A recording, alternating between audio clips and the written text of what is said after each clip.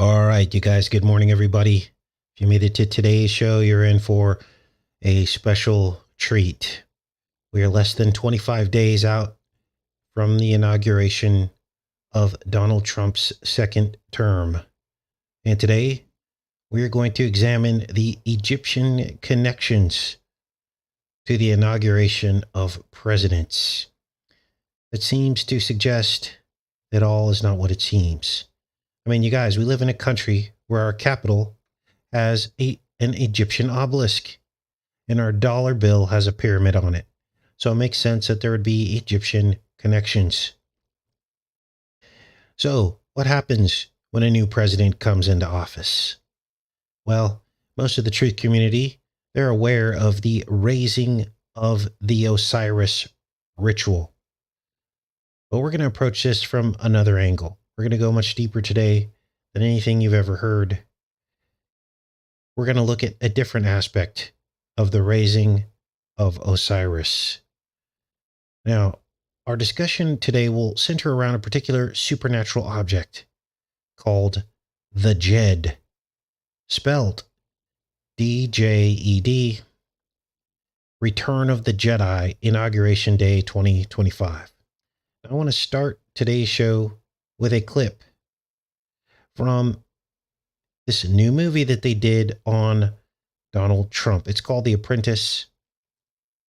We're going to focus on a particular scene in which Trump Tower first opens in 1983. And it's at this point that Trump does an interview in the movie, which follows the historical timeline accurately, where for the first time he can be heard talking about his presidency. Let's go ahead and play this clip and get started. More ambitious plan is in the works. A bold new skyscraper at prime Fifth Avenue location neighboring the famous Tiffany store. Tell me this, what if you lost your fortune today? What would you do? Well, then maybe I'll run for president. I don't know. Very you got to come Eastern flair, huh? This is something. Well, it is. It is. Yes. Well, I'm only kidding, obviously, when I say that. I'm just being facetious, but... No, it's a good answer. Well, you do very well. They attack our... Now, this is crazy. If you look back on the wall here, in this particular scene, you will see Trump's Jewish roots going back to the 1980s. Now, the significance here is the uncanny numerical symbolism of Trump Tower. Linking this scene about him announcing for the first time that he would run for president near the opening of Trump Tower. I want you to listen carefully. This inextricably links him to a known future presidency. You see, Trump built Trump Tower in such a way that predicted the exact year that he would win the presidency, 33 years after Trump Tower opened. In fact, Trump Tower has a 66th floor in a 58-story building.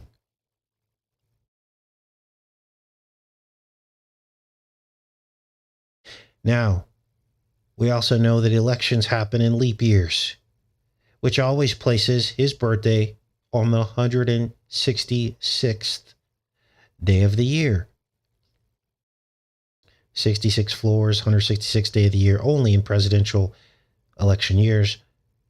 Now, the 58 is significant too, because Trump would win the 58 presidential quadrennial election 58 years after 1958. As you can see on your screen, Mar-a-Lago has 58 bedrooms. And of course, there was a 1958 Western about a man named Trump who built a wall and sold umbrellas to save the world. And don't forget the Quantum Leap episode that is set to his mother's birthday in 1958. And interestingly, his mother was born on the 58th parallel in Scotland. Here it is right here. Here's the number 58 line going right through the Isle of Lewis. It almost nails exactly the city of Tong, or the village of Tong on the Isle of Lewis, where his mother was born. So that's a lot of 58s and 66s. So how did Trump know? How did he know back in 1983, 33 years before he would become president, that he would become president in the way that he built Trump Tower? How did he know? Let me play this back one more time. More ambitious plan is in the works. A bold new skyscraper at prime Fifth Avenue location neighboring the famous Tiffany store. Tell me this, what if you lost your fortune today? What would you do? Well, then maybe I'll run for president. I don't know. Very You got to come stay. Eastern flair, huh? This is something. Well, it is. It is. Yes. Well, I'm only kidding, obviously, when I say that. I'm just being facetious. But He had to backtrack, didn't he? Because he knew something.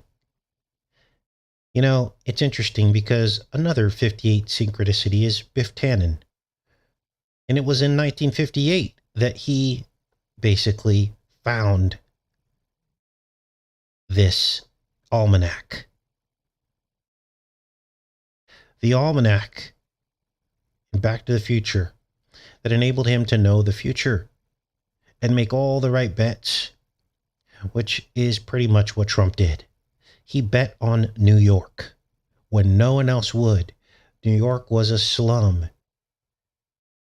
And Trump took that opportunity, not knowing the future, or so we're told. And this is how he became a billionaire. Crazy stuff, you guys. Crazy stuff. Now, hopefully I have your attention, because here we are, inauguration. Are you ready for this? 66 years now we are at since 1958. So 58 years after 1958, he won the first presidential quadrennial election, his first. And now we are 66 years after 1958. And he won again. So both 66 and 58, the number of floors on Trump Tower that was built in 1983 are covered. Let that sink in for a minute. There is something much deeper and much more spiritual going on here than meets the eye, isn't there? It's as if he had a crystal ball or a time machine, or his mother did, or something. Now, how does all this stuff link into the inauguration and then back to ancient Egypt? Well, that's what we're going to get in today. We're going to get into the raising of the DJED, which is also the raising of Osiris ceremony.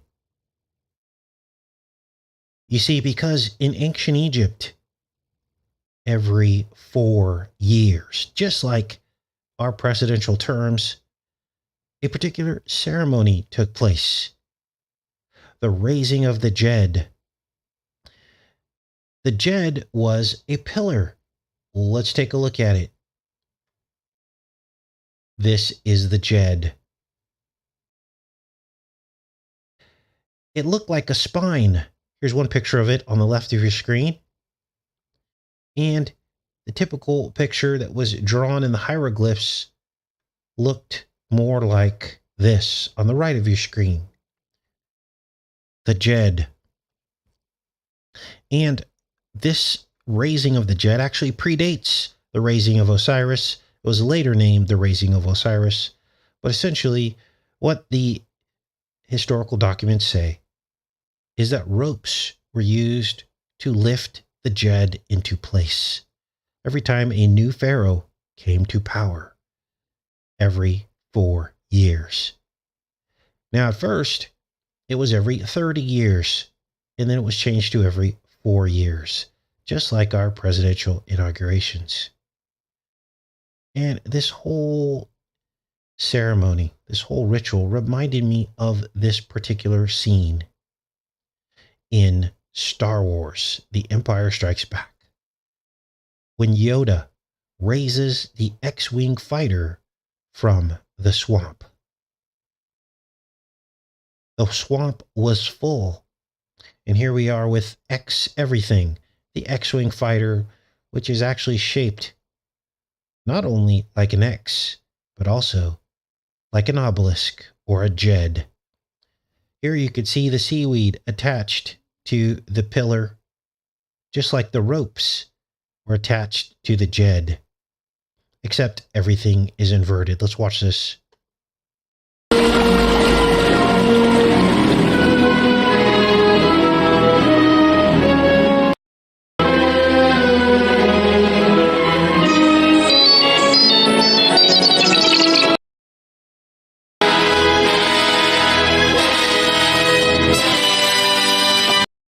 The raising of the JED.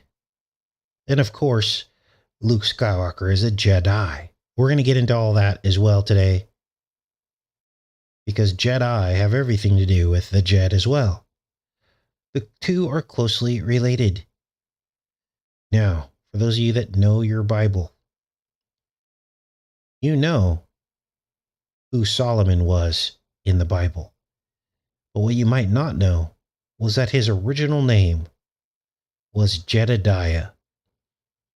And I believe Solomon was the first Jedi who had supernatural powers bestowed upon him by God to build the temple. This was before he went to the dark side, because Solomon was able to build the temple without sound, without noise, without hammers. He was able to build the temple supernaturally. So the question is, what tech did God give Solomon?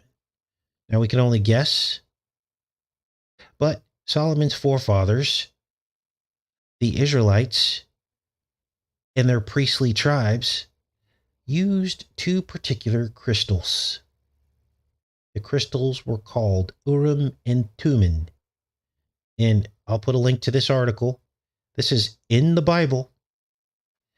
Light and perfection. These were two crystals that were in the breastplate of these Hebrew priests, the forefathers of Solomon. Light and perfection. One could cut through solid stone, and the other could levitate objects, just like the Jedi. And this was probably how the temple was built. Now, of course, God is the power behind these crystals, and you have to have the Lord's favor to use them in this priestly class. But this is what the Bible says. Now, the Urim and the Thummim were used as judgment. They were cast to use as judgment. This is all in the Bible, you guys. Exodus 28:30. You can read this all for yourself. This isn't New Age stuff. This is the truth. Now, we have anecdotal evidence of all this, don't we? The Ark of the Covenant levitated. And who was behind it? The priests. Now, the Bible says that the Ark of the Covenant led the tribes of Israel. There was a pillar of fire by night and a pillar of cloud by day that was the Most High dwelled in. But this is unbelievable. Now, we do have modern evidence of all this, don't we? That stones were laser cut to fit precisely into place. Huge stones that were so large, the only way they could have been placed and cut was with Urim and Thummim technology. Now, many of you made the connection. You're like, gosh, that sounds like Uma Thurman.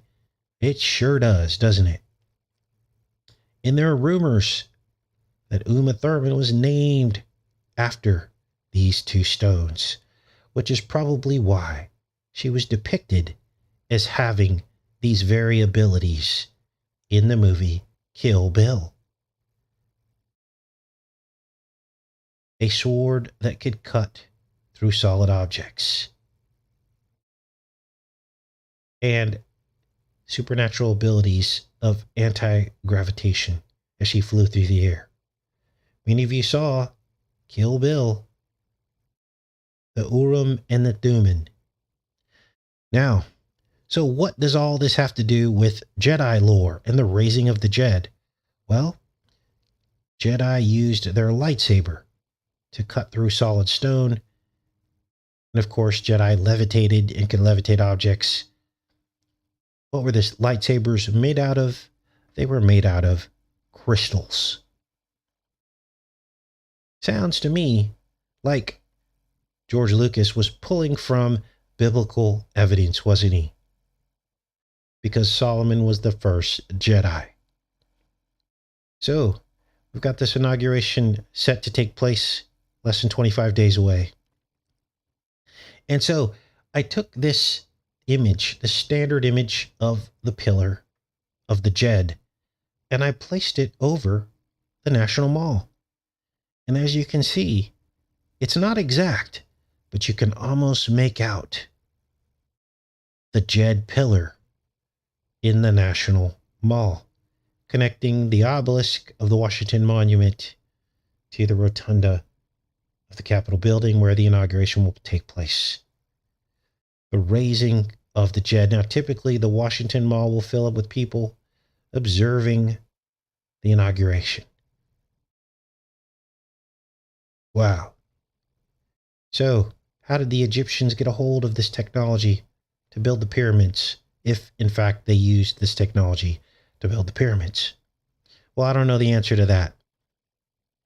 But the method by which they built the pyramids suggests that they did acquire the technology about which we are speaking.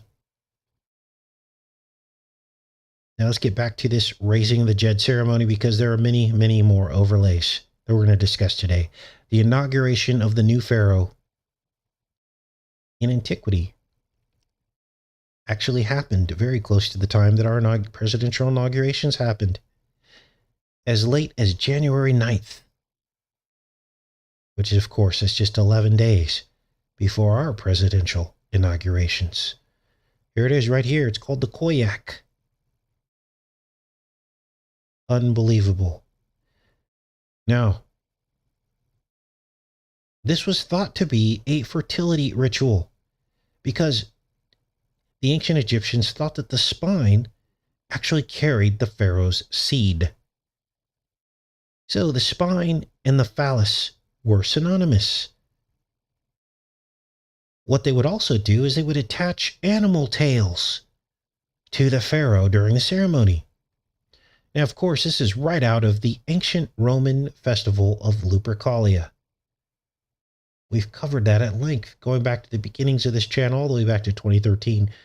We were talking about Lupercalia, and they would attach this piece of skin, just like the ancient pharaohs would, during the raising of the Jed. They would attach this piece of flayed skin from a dog or a goat that they sacrificed.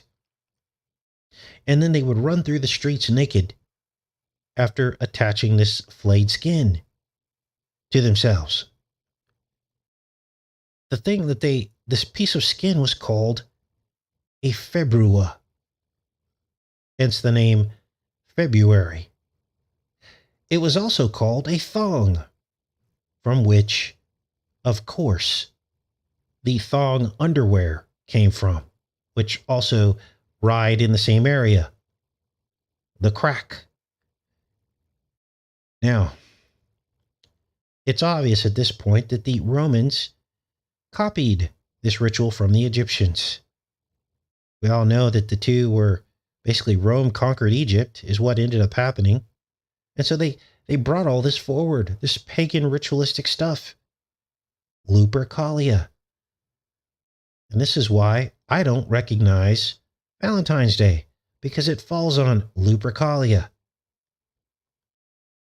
And it was all about this pink, because they would sacrifice this goat or this dog and they would mix it with milk, which turned pink, which is our Valentine's Day colors. And they worshipped dogs and wolves. Now, Lupercalia was a dog-wolf festival, which also descended from the Egyptian ancient cult. What am I talking about? Well, during the raising of the Jed, it was in homage to the Egyptian god Wepwawet and Anubis, both of which are dog gods. You guys, they even had a White House. This is unbelievable. The White Chapel, it's called. And this is what they would worship at during these Jubilee years in which a new Pharaoh came into power. Here's the White Chapel. Now, they had to reconstruct this because it was demolished, and they reconstructed it in a different location. But here it is right here. You can read all this for yourself. I'm giving the Cliff Notes version so people don't get lost in the details. Now, many of you will remember the Tet sigil, the 9th letter of the Syriac alphabet that we discovered as the path of the Vatican portal openings, except back in the year 2000, 25 years ago. They opened the portals in the shape of the Tet, the 9th letter of the Syriac alphabet. Well, guess what? The Jed is also a Tet. You can't make this up. And it kind of looks like a Tet, doesn't it? It's shaped like a T. It says right here, the ancient Jed, also called a Tet, was worn as a powerful protective talisman. Now, all of this begs the question, doesn't it? If the Vatican portal opening ritual of 2000 was also the Jed, which is the Tet letter, remember, the 9th letter, was there also an inauguration in that year? And yes, there was. That's the year George Bush won, just before 9/11.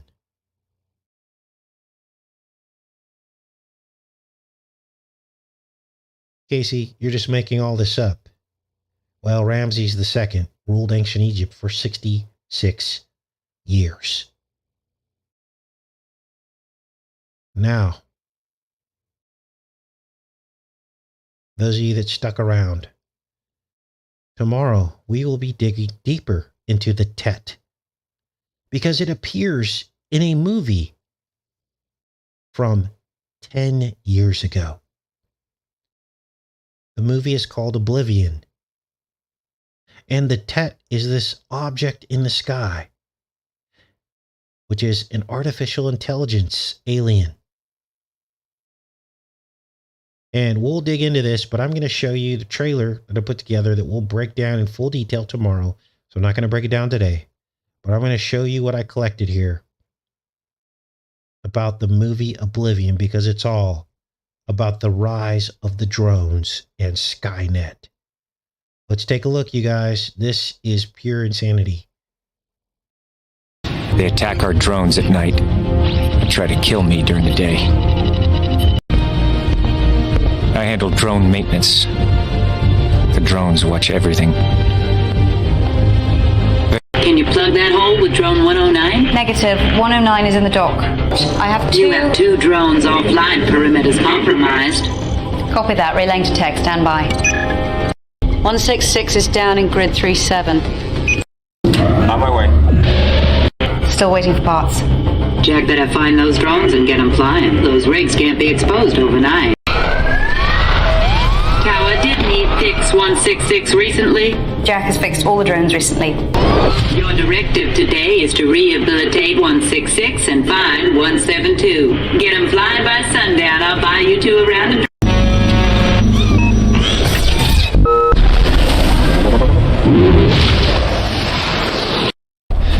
You're welcome. Drone 166. 166 is back online.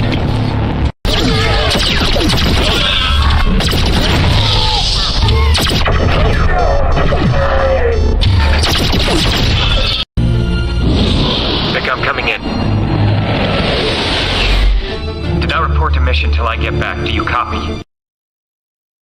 Trump is drone 166, and he has come back online as the most recent Pharaoh. 66 years after 1958. 58 years after 1958.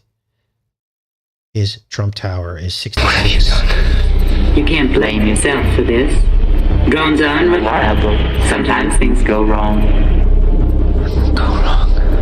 50 years of watching those hydro rigs suck our planet dry. Phase 2 was drones. Repairmen. I created you, Jack. I am your god.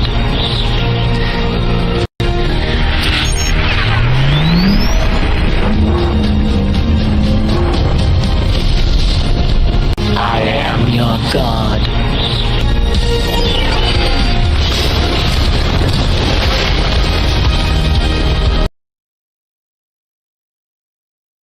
And now you see the truth. Starlink. Drones. Inverted pyramids of darkness. I am your god. In a movie from 10 years ago. The new drone presidency. I am your god. Inverted dark pyramids of satellites. I am your god. Starlink.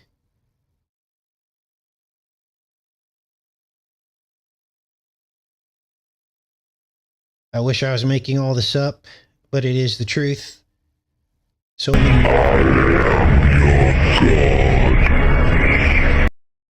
And we'll break all this down in this clip tomorrow with the full decode on the new era that we've entered into. The era of the drones. All right, I'm back in the chat, you guys. Unbelievable.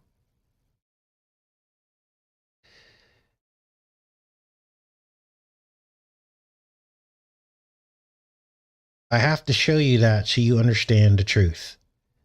I don't like to have to show you that, but it is the truth.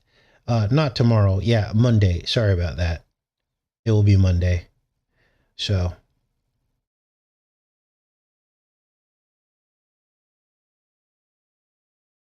Yeah, pretty creepy, right? 10 years ago, Oblivion came out. 10 years. And yet it was all about the drone swarm that we're experiencing right now. Truth Spreader says, I am your God. Yeah, that's just the clip. Apparently, I think I just saw a copyright notice, so we're going to have to fix that for tomorrow. I might have to remove that. So if you got to see it here, then you got to see it. But other people might not be able to see it because I might have to edit that out. Yep, the Tet. It's all about the Tet, the ninth Hebrew word. What are the odds of all this coming together the way it has? Well, I was right, bro, man. But sadly, there will be many, many people who still will be deceived. Now, I do not recommend the movie, The Apprentice. Is absolutely disgusting. But I believe that it is the truth. I believe that it is the truth. In the movie, Trump calls Roy Cohn, which is his mentor and apprentice, he calls him the devil. So what does that make him? The apprentice of Roy Cohn. So, all right, guys, I'm going to let you go. Please share this video. I'll put links to everything in the pinned comment. I will see you guys on Sunday. Sunday will be a premiere re-upload about the connections that we made a long time ago between Trump and Musk. We knew they were connected before Trump added him to the cabinet. We said he would likely add him to the cabinet when he won again. We said all this. So it was no surprise that the two men were connected. And now they are connected. It's been proven. So I love each and every one of you. And I'll see you guys on Sunday for that. And then Monday, we will actually cover today's trailer that I played at the end of Oblivion. I think that's going to be on Monday, actually. So, all right. Talk to you guys soon. Much love. Take care.